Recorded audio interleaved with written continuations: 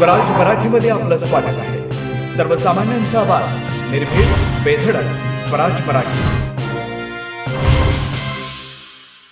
पाहूया स्वराज्य Marathi top 10 headlines. दोन्ही राष्ट्रवादीच्या विलिनीकरणानंतर अजितदादांकडेच नेतृत्व देणार होतो, शरद पवार यांच्या राष्ट्रवादीचे प्रदेशाध्यक्ष शशिकांत शिंदे यांचा दावा.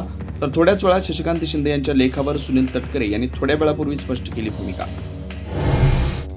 दोन्ही राष्ट्रवादीच्या विलिनीकरणाविषयी शशिकांत शिंदे यांनी लिहिलेलं चुकीचं, भाजप आणि राष्ट्रवादीचं सरकार स्थिर राहू शकतं अशी दादांची भूमिका होती.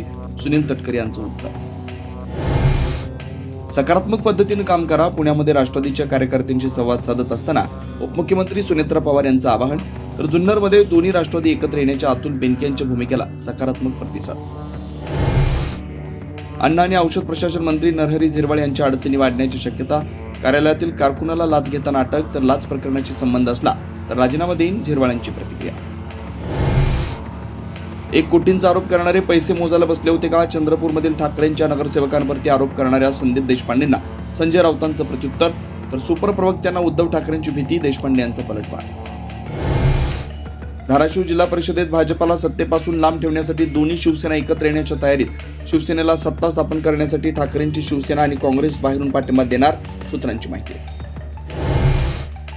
मुंबईमधल्या मेलडी कोस्ट रोडवरती मराठी गाणी लावण्यासाठी मनसे आक्रमक. कोस्टल रोडवरती मनसेचं आंदोलन, मराठी गाण्यांना प्राधान्य देण्याची मागणी.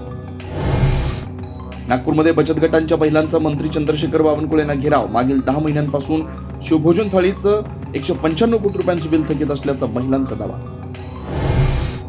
संभाजीनगरमधल्या टोईंग प्रकरणाची चौकशी होणार. 5,000 रुपये दंड लागू करण्याच्या टेंडर प्रकरणाची चौकशी करू, महापौर समीर राजूरकर यांची माहिती.